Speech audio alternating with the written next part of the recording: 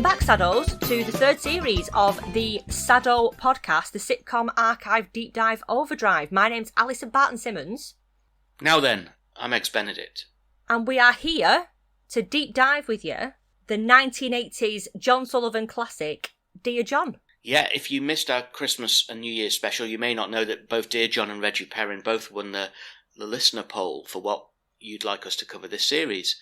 And we thought we'd start off with Dear John because it's a step into the 80s, something a bit different, isn't it? It is. It's got a different feel to it. It really has, I thought. It feels for me more recognisable as TV that I watched when I was younger, not watching it in sort of like retrospect and as repeats. It's something that I saw on TV. As it came out, yeah, same here, because, just that little bit too young to get the first renditions of Fawlty Towers and The Good Life, weren't we? Yeah. Yeah. But it's often seen as, I think we've even described it in previous episodes of our podcast as a bit of a miserable show, but rewatching it isn't really, is it? It's quite uplifting. It is, and it's so funny. I obviously watched it with child's eyes. I probably shouldn't have been watching it, actually, when it was on TV. It was like, like that benign neglect of an 80s parents just sitting you down in front of the TV when you shouldn't have been watching it. And it probably a lot of it went over my head at the time, but it's very funny as a rewatch as an adult. You will enjoy it. Yes, indeed. As Louise would say. Yeah. Ordinarily, we do an episode at the start of the series that just generally looks at the show we're going to cover, don't we? We do, and it just gives you an idea of what we're about to do and what we're about to deep dive. But this time round, actually, we're not going to do that because our good friends at the Britcom History podcast, Gareth and Alan, have already done it for us. You may be familiar with them. We did our New Year special episodes with them and covered Snavely, the Fawlty Towers US remake. They do a great podcast, Britcom History podcast. And they did 2 episodes entirely on Dear John, covering the production and the actors and everything. So we thought we'd just redirect you to their marvellous podcast for a general overview, and that allows us to get stuck straight into the deep dives right off the bat, eh? Absolutely. Absolutely. So we are taking it, as we have done with the past 2 series of The Good Life and Fawlty Towers, we're taking each episode one by one, where we watch it and then we deep dive it in the minutest detail. So you can join us by doing the same thing. You can check out Daily Motion for episodes of Dear John. Both series are on there. And then join us for the deep dive, where we will take you through it by the hand, through every little moment. And if you can't find the shows on Daily Motion, we do embed the episodes on our episode notes page, and I believe that as of about 2010 the DVDs were released as well, so you can buy the DVDs of Dear John on eBay and places like that. In our episode notes page you can also find a link to the Britcom History podcast episodes that Gareth and Alan do that cover the general gist of Dear John. If you want to listen to that before you get stuck into our deep dives, then go off and find that, because it's worth listening to, and they're very thorough.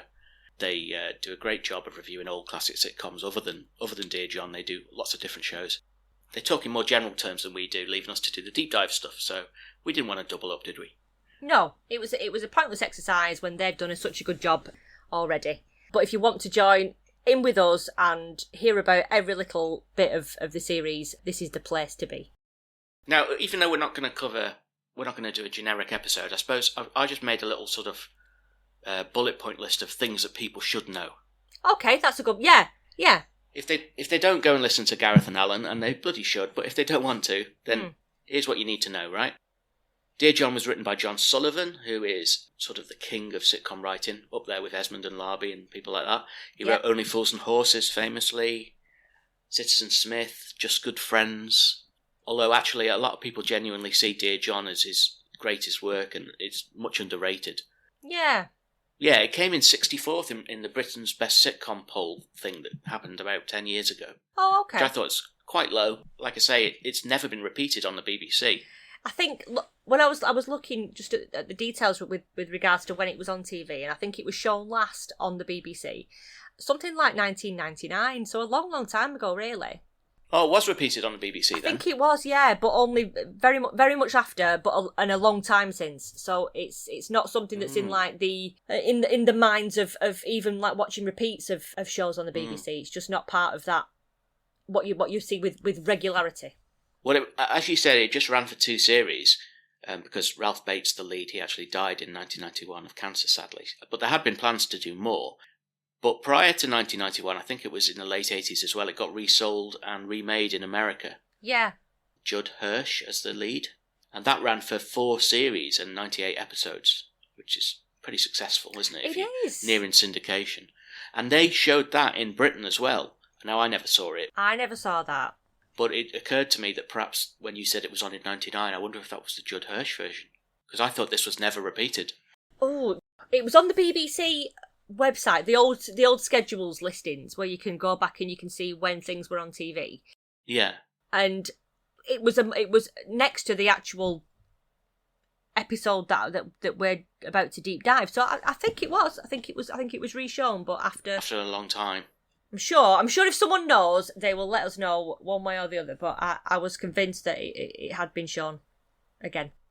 Well, just briefly, we'll just go through the main cast, shall we, as well? We've got Ralph Bates as John, as the titular John.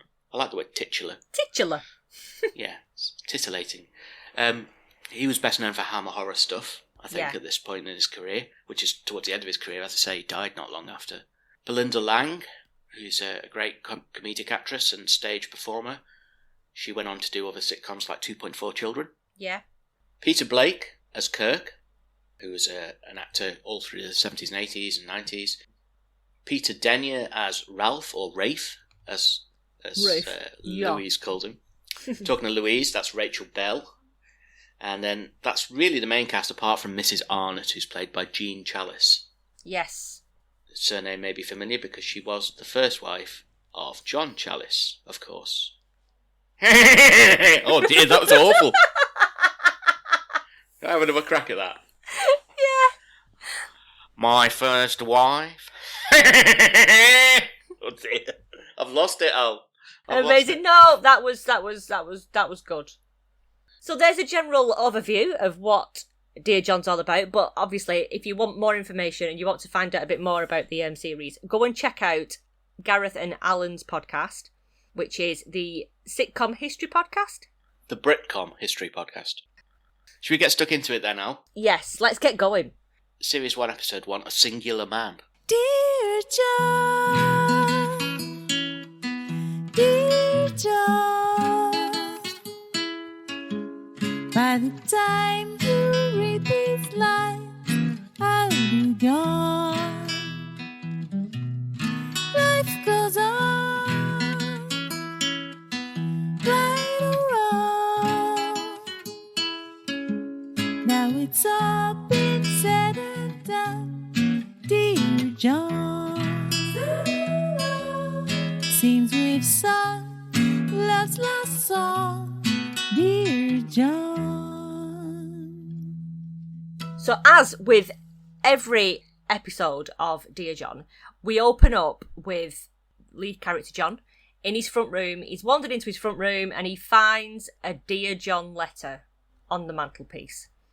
A Dear John letter is written obviously usually by a wife leaving a husband to let them know that they've done a flit and gone, and to sort of let them down gently. So it's synonymous with being called a Dear John letter. So obviously John is the John in this letter. And as he's reading it, it just goes straight into the theme tune, doesn't it? It does. It's the most high-pitched theme tune I think I've ever witnessed on a TV show. It's pretty shrill.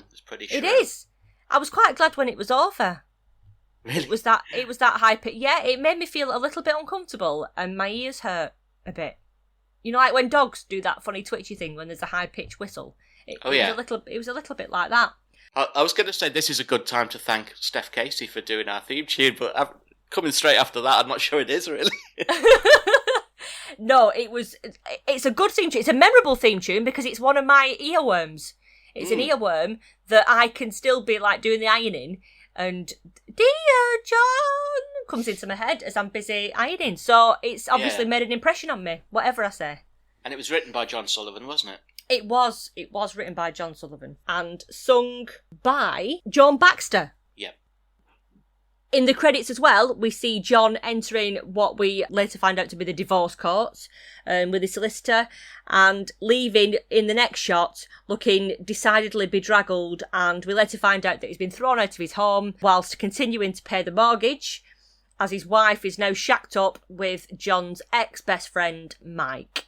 And that is what leads us into the story of Dear John. We're given that right at the beginning. John's had to move into a bedsit and leave his wife behind in the house that he shared with her. Yeah, it's all there in the theme tune, isn't it? Each week, it is. It's like a load of exposition in the opening credits. You see him get the Dear John note, go into court looking chipper, come out of court looking absolutely devastated, packing his bags, and then moving into a shithole. That's basically everything's there, isn't it? And then we're in. So we're into the first bit of the first episode now, and John's outside of a pub. He's having a pint outside, and he's met with who we find out to be a friend of his called Roger, who knows that John and his now ex-wife Wendy have split up and got divorced, and Roger, it's quite an uncomfortable conversation, isn't it? It makes you feel a bit awkward. Even from the first moment Roger comes out of the pub, he spots John and tries to swivel on his heel before John spots him. So it's really awkward. He doesn't want to get into conversation. He's obviously feeling sort of stuck in the middle between John and Wendy.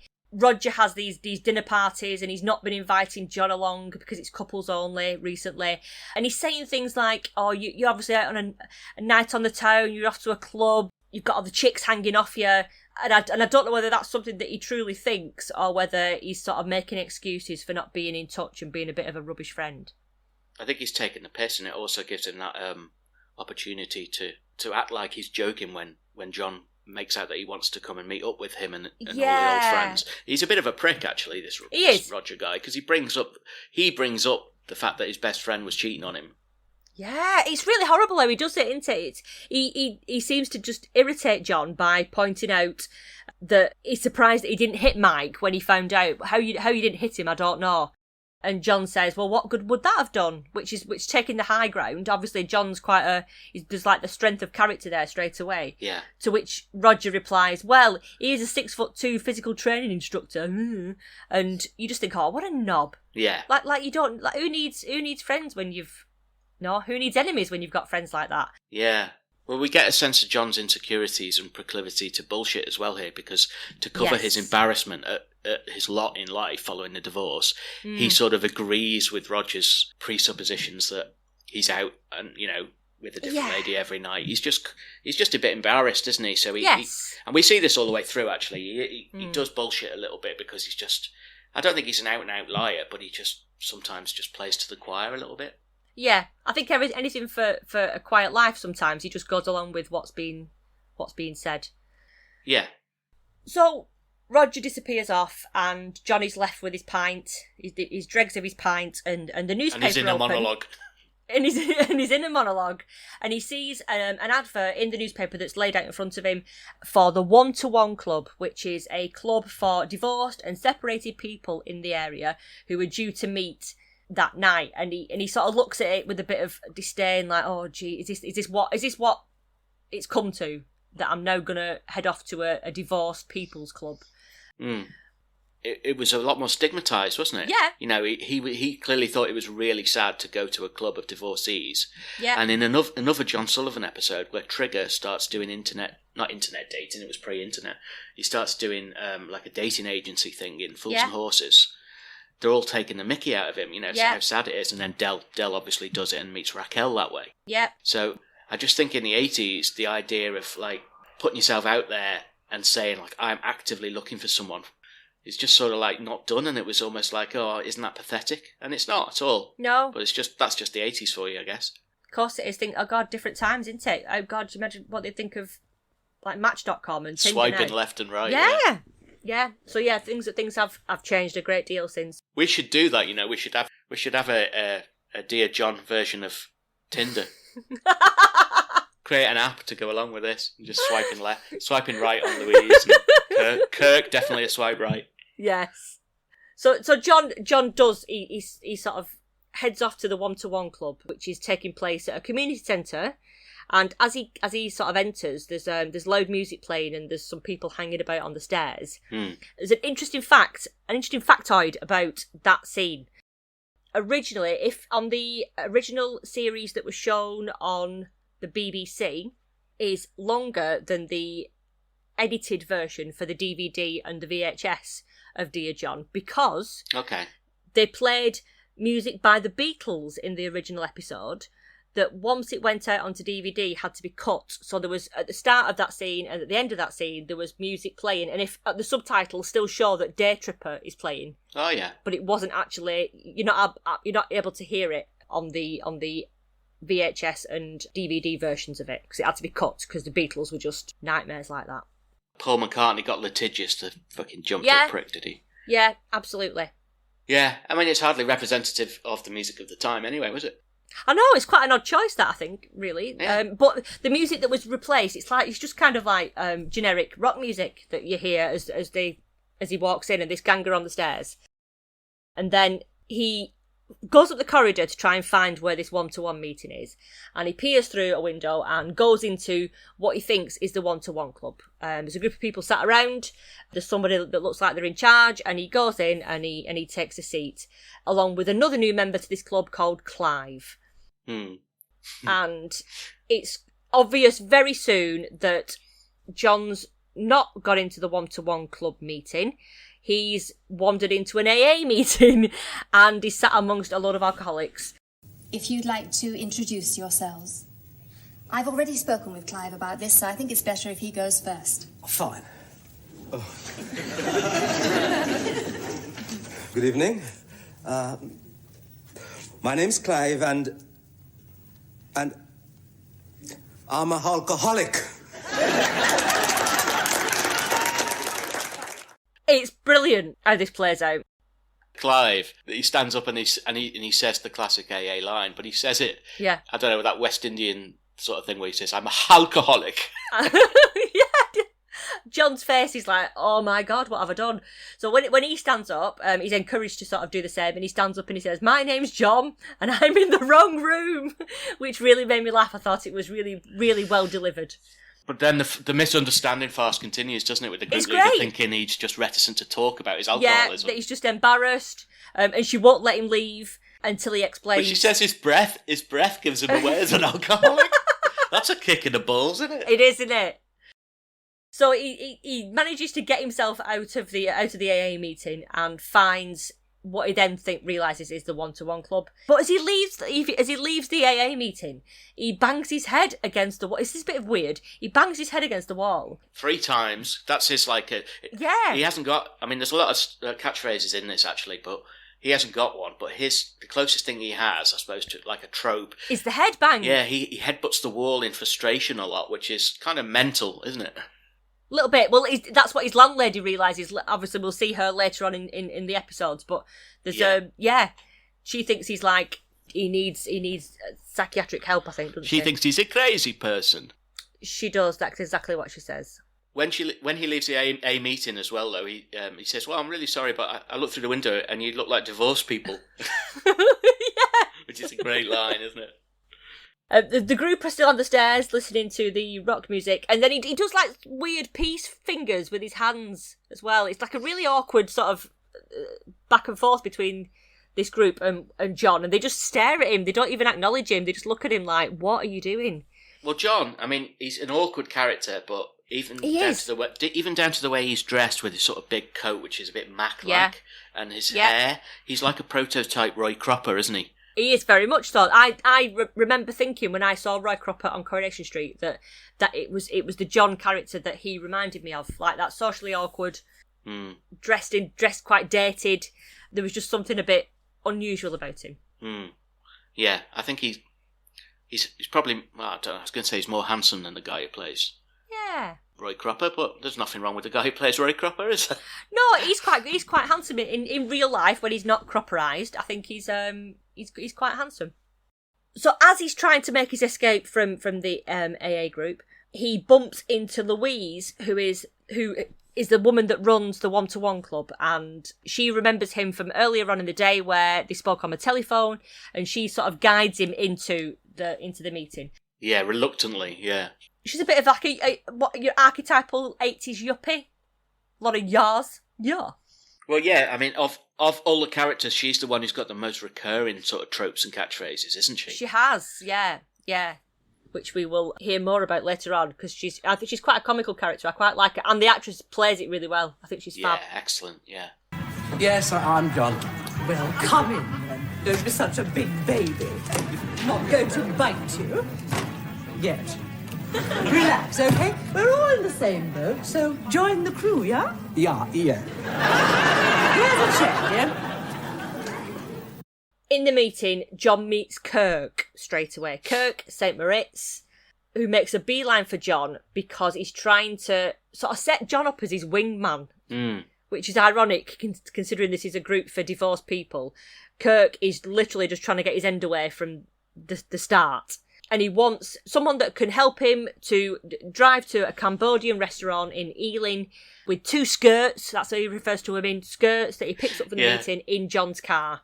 And as soon as John says that he doesn't have a car, Kirk just packs it in and moves on to somebody else. He's not interested anymore. Yeah, he's, I think as well as skirt, he also refers to them as chicks, doesn't he? And chicks, yeah. He's basically looking to clean up. He describes it as Frustration Boulevard. Oh, that's why he's there. But he also, he says, look at the competition, and he points out Ralph, and he describes him as the cat with the out of order sign on his eyes, which is another great line. That's a good description. Oh, bless him. And I'll refer to Kirk's dress later on in Fashion Corner, but I will just point out at this stage that Kirk is dressed like Tony Manero from Saturday Night Fever, the John Travolta character. Yeah. And so he sticks out like a sore thumb, really.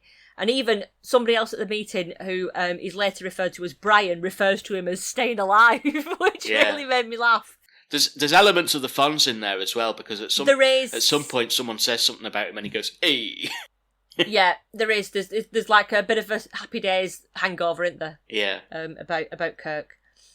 So Louise starts the meeting and she asks that any new members introduce themselves, and Kirk immediately stands up. And the way that Louise delivers this line really made me howl, because she just says, "Yeah, not you, dear," because she knows straight away that he's going to try and be in there, but she's already got his measure right from the beginning. Definitely.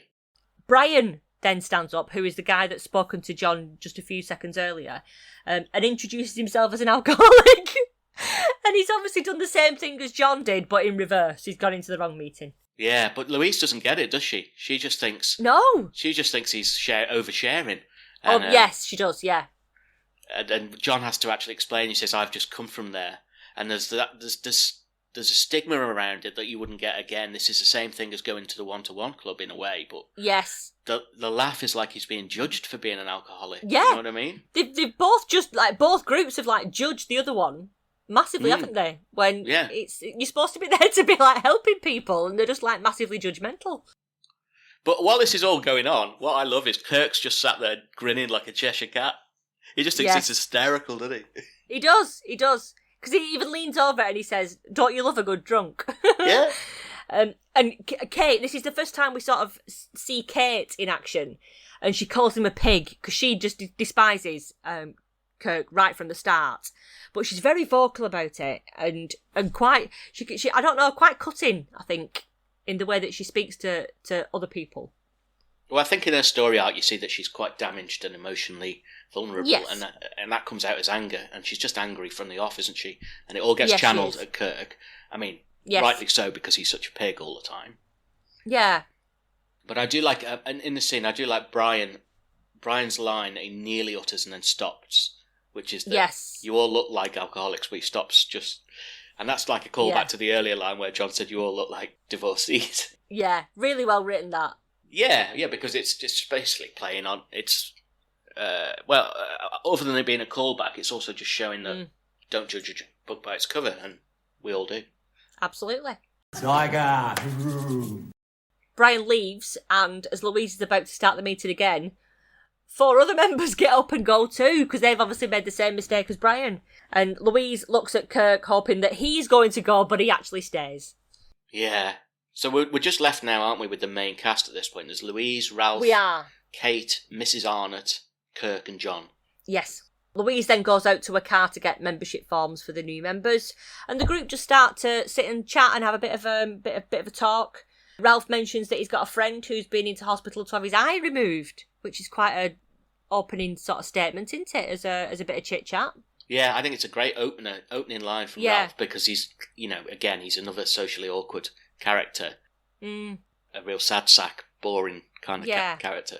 In fact, he's more Roy Cropper than John, really. Yeah, he is. Yeah. Personality-wise. And, yeah. Well, might be. I mean, the thing is, just to talk a little bit about Ralph, he's one of my favourite characters because his delivery is excellent in all of his lines, and he... I don't know, the tape on his glasses adds to it, the sort of Jack Duckworth vibe about him and everything, doesn't it? And, there's pens poking out of his pocket. Did you see them? Yes. There's a sweetness about him, though, isn't there? Yeah, there's a sweetness to Ralph, you're right. But he also reminds me a little bit of Michael Douglas in Falling Down with those pens sticking out. Like he could flip at any moment. Could go any moment. That's true.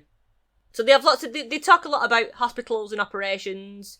And Kirk randomly tells the group that he once gave a girlfriend a kidney. To which Kate says, would she not have preferred flowers? Which I thought was a very cutting and clever line. But we soon realise that Kirk's always got a tale. He always knows someone that's done it. He's always done something himself. He's quite happy to big himself up, and he's always got a bit of a tale. Yeah, where we said earlier that John bullshits a little bit. He just goes along with assumptions. Kirk is the other extreme, isn't he? Yeah. Billy bullshit completely.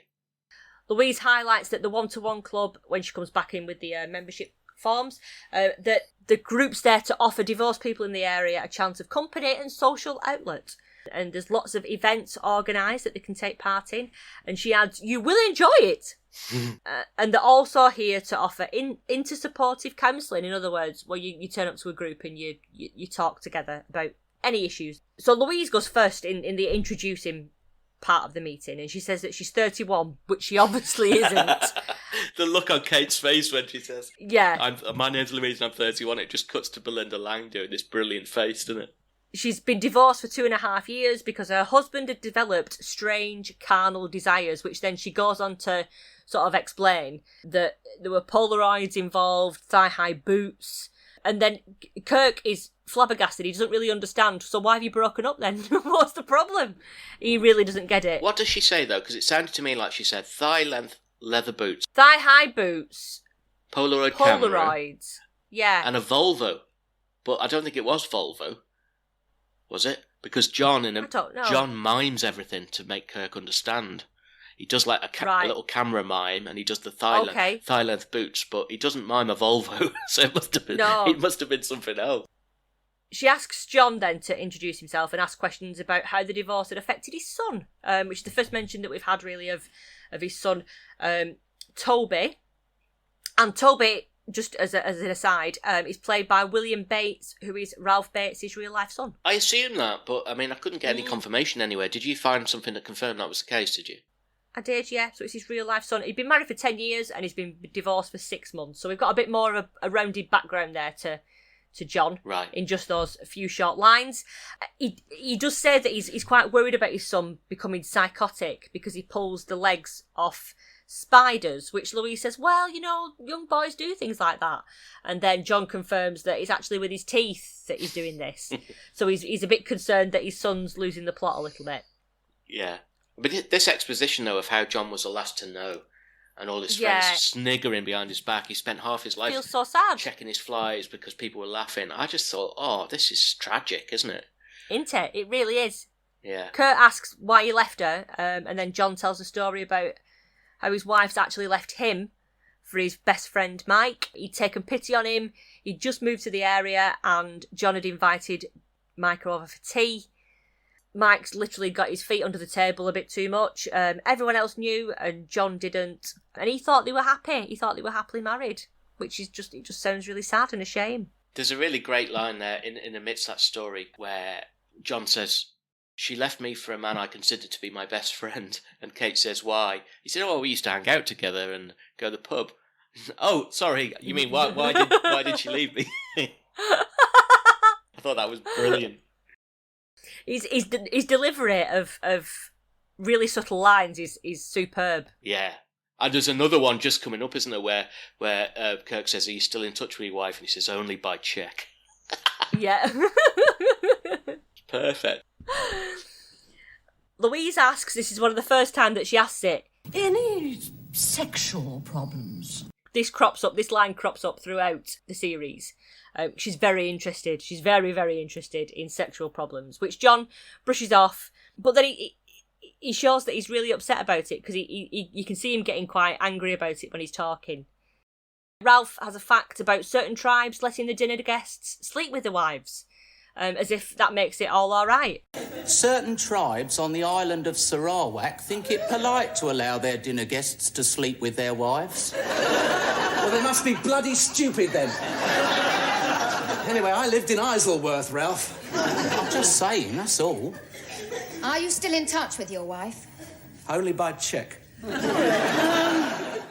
Louise then moves on to Kate and gets Kate to introduce herself, but she doesn't really want to. Louise asks if there were any sexual problems again. Straight off She's the bat. desperate for someone. Please, someone have sexual problems. You can see that frisson run through her, like she's really excited to hear about sexual Absolutely. problems. Dirty cow.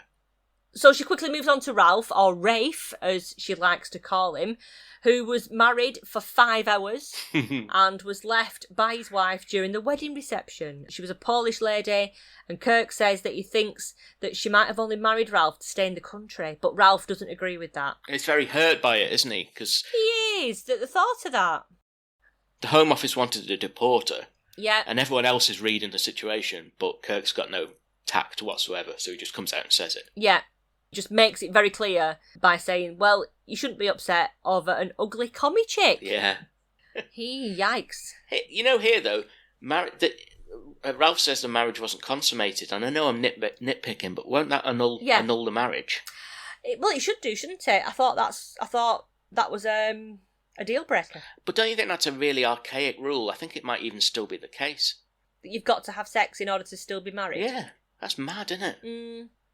That's just something I think's a little bit prehistoric, really, as a rule. What if you're an asexual married couple? Yeah, there's plenty of them. What do you do then? Yeah.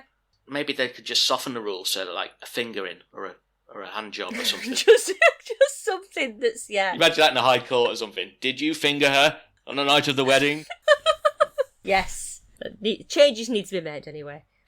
Kate shouts at Kirk for this, which is a further disagreement between those characters. And Louise asks again if there were any sexual problems. Kirk adds then that his wife left him because she had insane jealousy. And Louise goes on to ask if there were sexual problems again, but she stops herself before she gets into it, because I think she's thinking, oh my God, like if I... Don't want to know, yeah. Not with this guy. But Kirk says... Can of worms. Kirk says, this chick's known more dirt than Linda Lovelace. Oh dear. John asks Ralph if he and his wife had sex before the marriage, and he checks with Louise that it's all right to ask these questions, and Louise openly invites it quite happily. Any addition to the conversation about sex, and she's well into that. The group's then, it's been wound up. Louise says that the group must finish at 9:30, but the guys that are there want to sort of carry on. They're quite happy, and they want to help Ralph, obviously, because they'd not finished. Mrs. Arnott, who has been quiet throughout the meeting, then stands up and says out of the blue that her husband used to dress up as a gladiator and make her play hoopla with ring donuts. And the group just look absolutely aghast. But Louise suggests then that they can carry on for 5 minutes, because obviously she can ask the question, were there any sexual problems? Yeah. And perhaps get an answer from that. Poor Mrs. Arnott. And then the episode 1 then comes to an end. Seems we've sung love's last song, dear John. I think this episode sets the scene so nicely. Oh, it does. Doesn't it? It almost should be like on the syllabus for sitcom writing 101. You know, there's a master of the craft there, setting the scene, introduces all the characters to us, solid exposition. All the characters are believable, aren't they? It feels very real. It feels like you could know those people. Yeah, and none of it's at the. He hasn't sacrificed any of the humour either. He's got all those things in, and yet there's still great dialogue and gags with misunderstandings and. Yeah.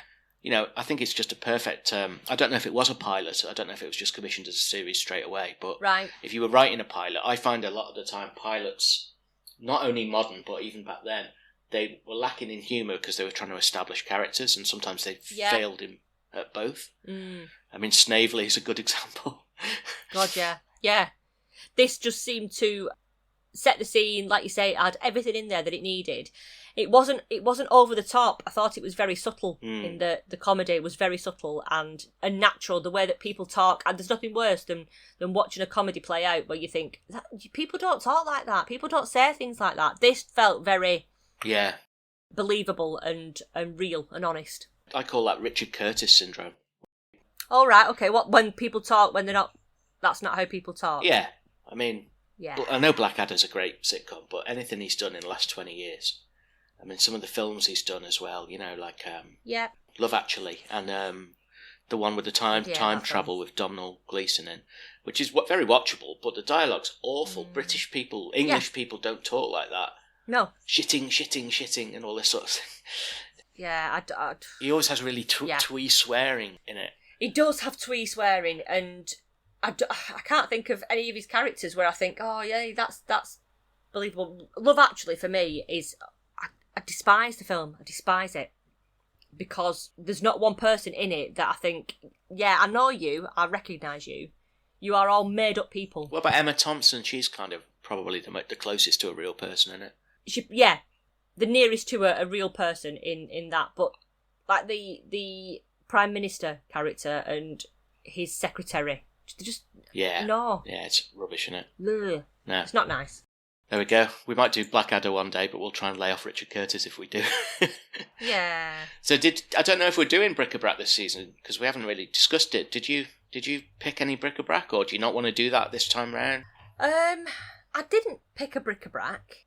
I mean, I got one thing. Okay, go on. It wasn't really bric-a-brac, and it wasn't representative of the 80s. I think it was more representative of maybe 50s or 60s.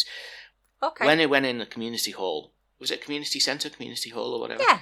The floor patterning on that hall was very, very like you see in a lot of, you know, sort of British social club, town hall type things. Yeah.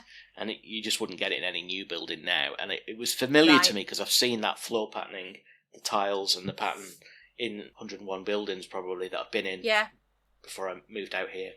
But other than that, I didn't think it didn't even look very aged, really. No, it didn't, and because the community buildings now are still those same buildings. Not even had a lick of paint half the time, have they? No, they're still asbestos-ridden places where you go and gather and drink tea out of an urn. I don't think there's much different about them, and considering that was the setting for most of the episode as well, the community centre. So. I think maybe, I will endeavour to do one for next episode. I think we'll just play it by ear. Sometimes there won't be. Okay. There won't be. If you spot something. Yeah, if we spot something, like somebody's we'll flag face it. or a ashtray. Yeah, somebody's face. Poor woman. Oh dear. We are going to do MVP though, aren't we now? Yes, I think we should do MVP. Yeah, good. Have you got one? I have got one. Only for her boldness and interest in other people's sex lives. Mine was Louise this week. Right. I'm getting a feeling it might be every week, to be honest. But yeah. She was good. It was yours MVP. Mine was... I was tempted to give it to Clive. Okay. For coming out and admitting that he was a halcoholic. A halcoholic, yes. Yeah. You know, it's very brave to do that in your first time. But, because he's only a bit part, I'm going to give it to John. Yeah. Because he carries the show. Really, he's vulnerable and pathetic, but still likable. Yeah. Anti-hero. Yeah. And the way that actor, I do think he was a much underrated actor. He comes across as emotionally vulnerable, but still, at the same time, he's still a decent human being, even though he's hurt. Absolutely. Do you know what I mean? And he's like... I do. He's like the flag bearer, isn't he? He's the normal one in it, to an extent. You often get that, the normal one. I mean, it's certainly not Ralph or Kirk, is it? Arguably Kate is also normal, but he's like the flag bearer for the show's juxtaposition between comedy and tragedy, isn't he? You know what I mean? Yes, he is. He is. And I think that whole tragic comedy genre is now a subgenre of sitcoms, tragic comedy. And it probably wasn't then. This is probably quite seminal in a way. Yeah, I think so. I don't remember prior to that there being such a character or a storyline that was set around like a quite tragic and not sort of in your face. It was so subtle, and I'm trying to think of the word to describe it. It wasn't like the in your face, you laugh at this bit, everyone. There was no sort of like arrows pointing to the bits you were supposed to find humorous. It just felt like the episode was so well written that it was just entertaining in a very subtle kind of way, and John was the centre of that. Yeah, well, I mean, as a writer, John Sullivan did excel at that intertwining drama and comedy, didn't he?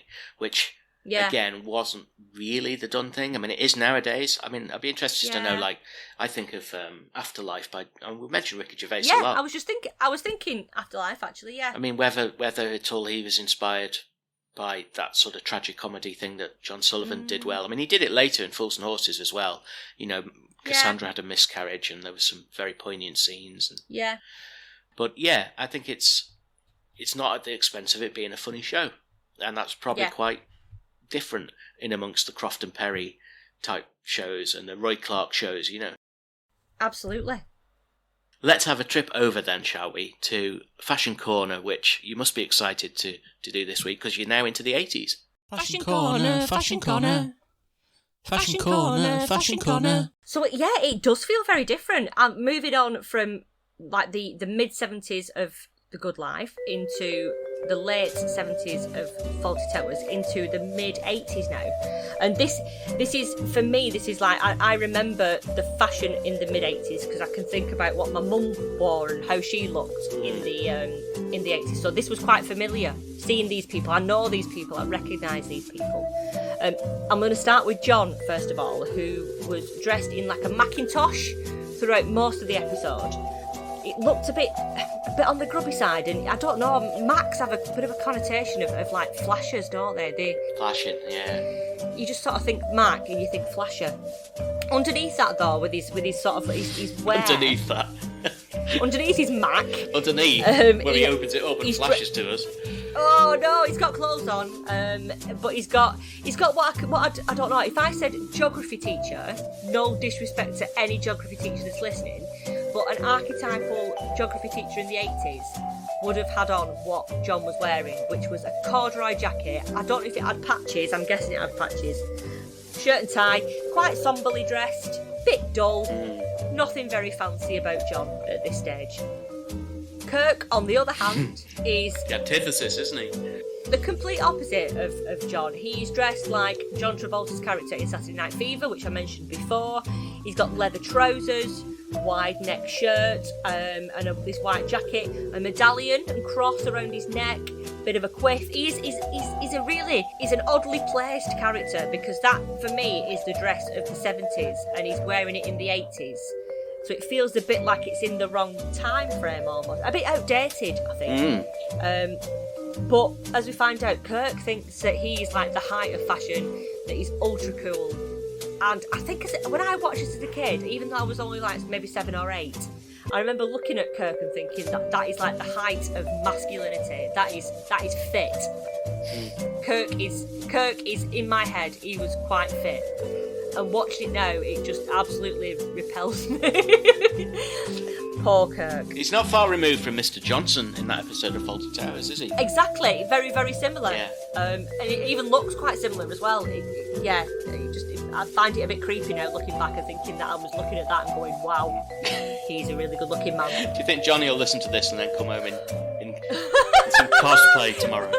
Get him a medallion. Medallion, oh dear me, no. I think I'd be really upset, I think, if he did.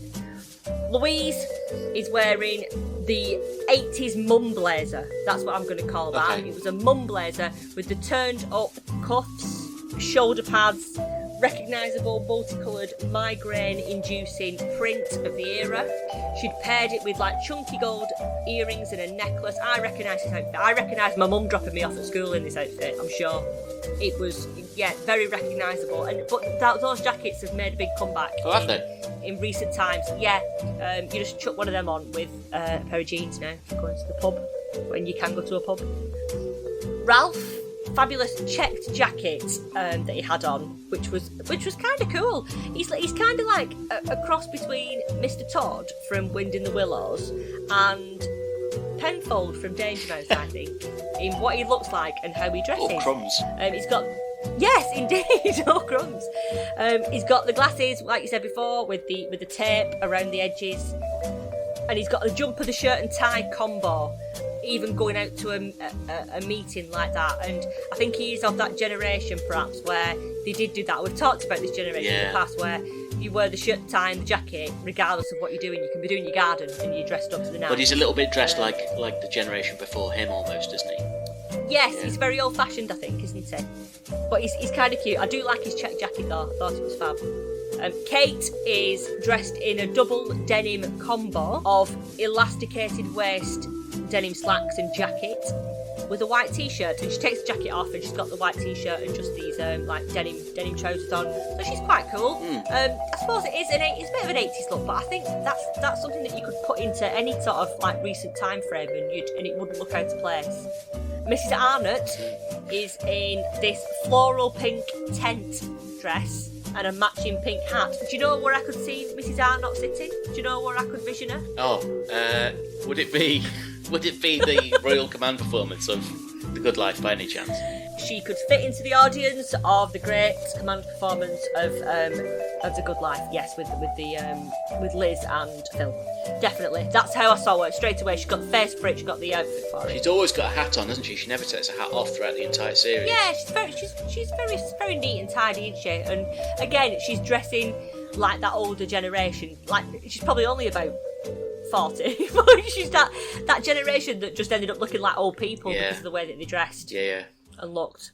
So that's the fashion for the main characters that we've met in this first episode.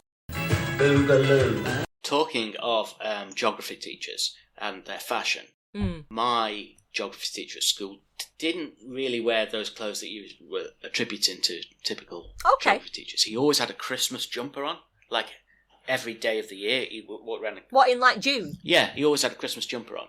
He was a really idiosyncratic character. And he'd walk around the school always like really busy and flustered. And you'd be walking past him as a kid, and he'd go, "Oh, I'm busy, I can't stop." And you're like, "I didn't even want to talk to you, mate." No. His name was Mr. Cope, which was ironic because he just basically couldn't cope. Because he couldn't.